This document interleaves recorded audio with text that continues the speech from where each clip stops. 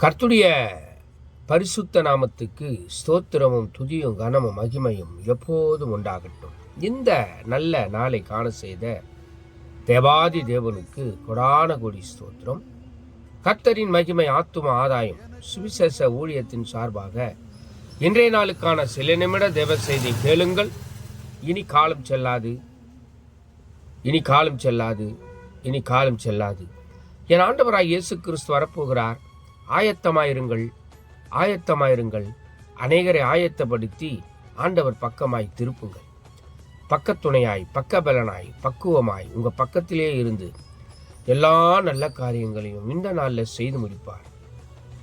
விசேஷமாக ரோமர் 15ஆம் அதிகாரம் 7ஆம் வசனம் சொல்லுகிறது, கிறிஸ்து நம்மை ஏற்றுக்கொண்டது போல நீங்களும் ஒருவரை ஒருவர் ஏற்றுக்கொள்ளுங்கள் என்று சொல்லி, ஆண்டவர் நம்மை ஏற்றுக்கொண்டது சாதாரண ஒரு காரியம் அல்ல. ரட்சிப்பு மிக முக்கியம். ஆண்டவர் நம்ம எவ்வளோ கர்த்தருக்கு முன்பாக எல்லா பொல்லாப்பு செய்த போதிலும், அருவருப்பான காரியங்களை செய்த போதிலும், துரோகம் செய்த போதிலும், அவருக்கு விரோதமான எவ்வளோ பாவங்களை செய்த போதிலும் ஆண்டவர் நம்மை எல்லாவற்றையும் மன்னித்து ஏற்றுக்கொண்டது போல நீங்களும் ஒருவரை ஒருவர் ஏற்றுக்கொள்ளுங்கள். கர்த்தர் உங்களை பாதுகாப்பார், பராமரிப்பார், ஆதரிப்பார், அரவணைப்பார், போஷிப்பார், நேசிப்பார். எல்லா காரியத்தையும் இந்த நாளில் கைக்கூடி வர பண்ணுவார்.